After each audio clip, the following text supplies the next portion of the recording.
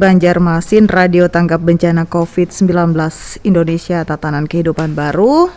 Sore ini edisi Selasa 7 September 2021 bersama saya Auliana dalam dialog pertanahan.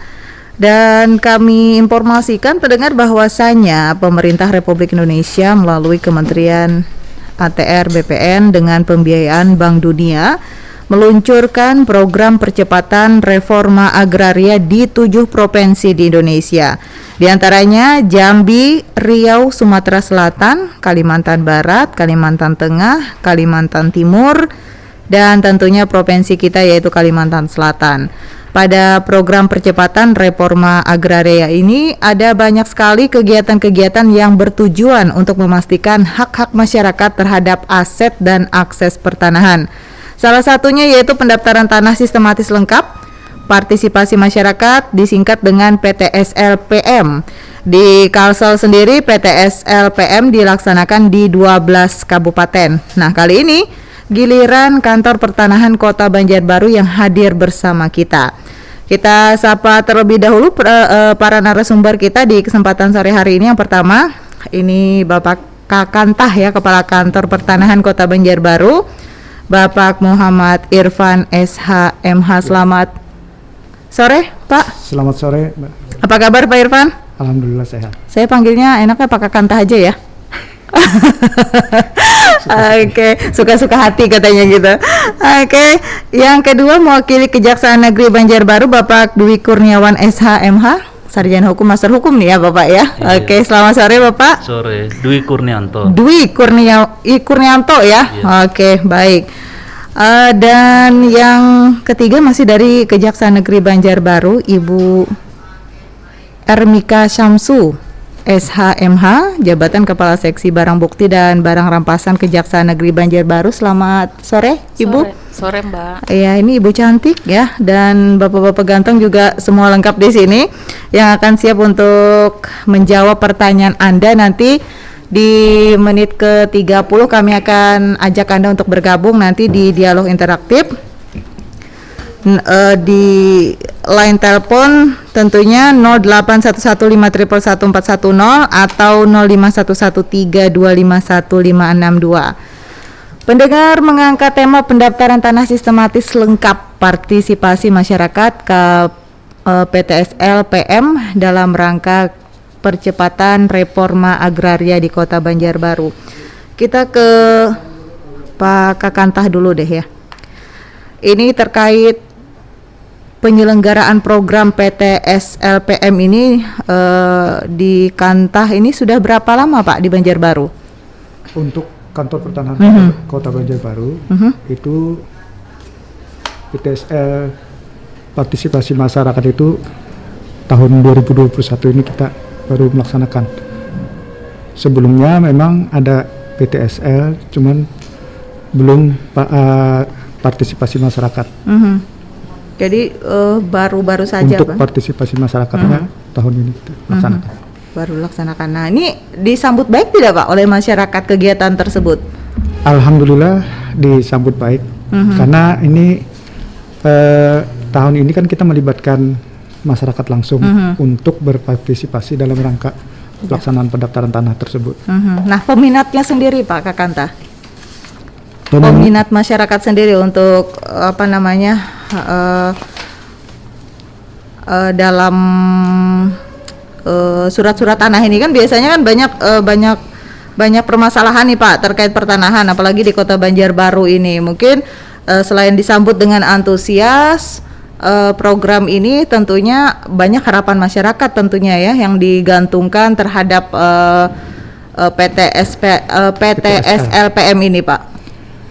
Minat masyarakat sebenarnya cukup baik, cuman mereka surat-surat tanahnya memang kadang-kadang tidak terlalu lengkap, tidak lengkap. Kadang-kadang ada yang tidak punya surat tanah, ada yang surat tanahnya terputus. Nah, jadi memang kita harus lebih spesifik, harus lebih mendetail untuk melihat surat-surat tanah tersebut. Pak Kakantah, ini surat menyurat kan ada sporadik ya, sebelum naik ke SKT, sebelum naik ke sertifikat. Nah, kalau untuk sporadik sendiri, sporadik ini memang sudah cukup kuatkah Pak untuk masyarakat? Apa memang harus dinaikkan lagi ke SKT atau naik lagi nih ke sertifikat Pak? Untuk PTSL itu memang kita ada aturan untuk dipermudah. Jadi PTSL itu apabila masyarakat sudah menguasai tanah secara berturut-turut 20 tahun, kita bisa memakai sporadik. Jadi memang sporadik itu memang syaratnya untuk PTSL bisa. Iya. Kekuatannya sendiri gimana Pak sporadik ini? Ya sama dengan surat-surat lain, karena itu kan penamaan saja. Sporadik, surat tanah, segel. Kalau di Jawa itu girik ya Pak Dwi ya. Kalau dulu saya di Medan itu Grand C, Grand Sultan apa-apa itu semua sama itu surat menyuratnya. Jadi memang berbeda. Cuma perbedaan penyebutan. Oke, baik. Kita ke ini dulu Pak ya. Ke kejaksaan dulu. Nah, ini kita ke Ibu dulu nih, Ibu cantik ya, Ibu Ermika Syamsu, SHMH. Pandangan kejaksaan Ibu terhadap kegiatan PTS LPM ini dari kejaksaan ini apa Bu? Baik, kalau untuk PTSL sendiri dari segi hukum itu bisa memberikan kepastian hukum terhadap kepemilikan tanah. Jadi tidak ada tumpang tindih atas tanah karena ini melalui diukur dulu, ada proses-prosesnya tersendiri dari BPN, diatur di aturan BPN tersendiri. Jadi ada apa sih Bu perlindungan hukumnya untuk masyarakat? Kepastian hukum Mbak. Kepastian hukumnya. Jangan sampai ada yang di kemudian hari ini ada 2 sertifikat tumpang tindih ceritanya. Si A sama si B contoh ya. Si A sama si B sama-sama punya sertifikat.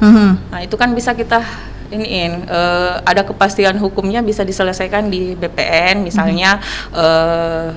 Si A dan si B sama-sama mengecek ke BPN nomornya terdaftar tidak. Kalau terdaftar berarti kan harus ada salah satu yang dipalsukan. Itu bisa masuk ke tindak pidana umum pemalsuan autentik atau sertifikat.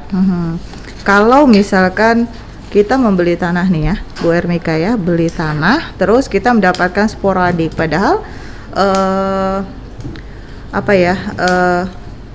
surat-surat yang aslinya seperti sertifikat itu sudah dipindah tangankan ke orang satu, kedua, ketiga. Nah ini seperti apa perlindungan hukum kepada masyarakat yang memang sudah memiliki sporadik tersebut padahal surat-suratnya, sertifikatnya sudah berpindah tangan ke 1 sampai ke 3 gitu, tangan ketiga.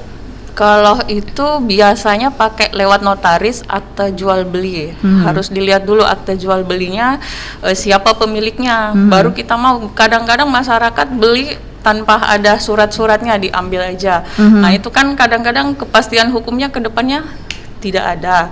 Nah untuk ke depannya kalau bisa sih diperiksa dulu semuanya, lengkap tidak tanah-tanahnya, surat-surat tanahnya, sertifikat, AJB, rinci.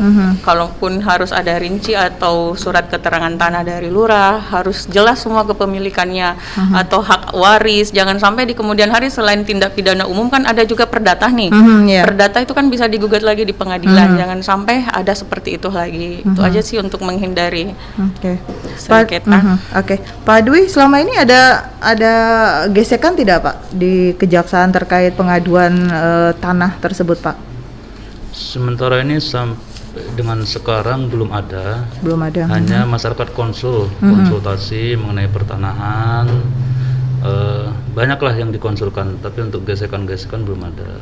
Biasanya kalau masalah tanah ini Pak ya, ini sangat riskan sekali, apalagi tanah. Sekarang aja kalau dibilang anggap 1 meter aja sudah kata orang Banjar dikakat orang, ini hampir jontos-jontosan ini masalah tanah. Apalagi di Kota Banjarmasin, mungkin di Banjarbaru kan beda mungkin ya Pak ya. Karena memang luasan lahan Banjarbaru juga luas gitu ya. Oke, untuk dasar atau produk hukumnya sendiri Pak Dwi terkait pertanahan yang perlu diketahui masyarakat ini apa? Iya, aturan-aturannya sangat banyak. Antara lain tentu Undang-Undang Nomor 5 Tahun 1960 tentang Undang-Undang Pokok Agraria, kemudian Peraturan Menteri Agraria Nomor 4 Tahun 2015, kemudian Peraturan Menteri Agraria Nomor 35 Tahun 2016, Peraturan Menteri Agraria Nomor 12 Tahun 2017, Keputusan Bersama Menteri Tahun 2017, SK Menteri Agraria Nomor Saya ulangi, surat Sesdirjen Survei Pemetaan Pertanahan dan Ruang selaku Direktur Unit Manajemen Kegiatan nomor PR 0302 105 garis datar 300.14 garis miring 4 2021, kemudian Undang-Undang Tindak Pidana Korupsi, kemudian tadi disebutkan oleh Bu Siska ada juga nanti pemalsuan ini kaitannya dengan Kitab Undang-Undang Hukum Pidana. Itu. Jadi termasuk juga masuk Undang-Undang Tipikor juga ini Pak ya? Iya. Oke, baik. Kita ke Pak Kakantah dulu, Pak Bapak Muhammad Irfan SHMH, beliau Kepala Kantor Pertanahan Kota Banjarbaru. Pak, kalau kita berbicara masalah tanah, target PTS LPM di Kantah tempat wilayah Bapak ya untuk tahun 2021 ini berapa bidang Pak? Kalau untuk target kita itu 11.000 bidang. 11.000 bidang ya Pak ya? Terdiri dari 10.000 itu pihak ketiga yang mengerjakan, 1.000 itu ASN kita sendiri yang mengerjakan. Jadi? Jadi 11.000 bidang. Ya, dengan target surat sertifikat hak atas tanahnya itu 2.550 bidang. 2.555 bidang ya Pak ya. Ya, untuk per wilayah mana saja nih Pak? Kalau wilayah kita ada 3 kecamatan, karena kan di Banjarbaru itu ada 5 kecamatan. Jadi kita fokus ke 3 kecamatan, Banjarbaru Utara, Banjarbaru Selatan, sama Cempaka. Selatan dan Cempaka Pak ya. Kelurahannya Loktabat Utara, Sungai Ulin, Kemuning, Loktabat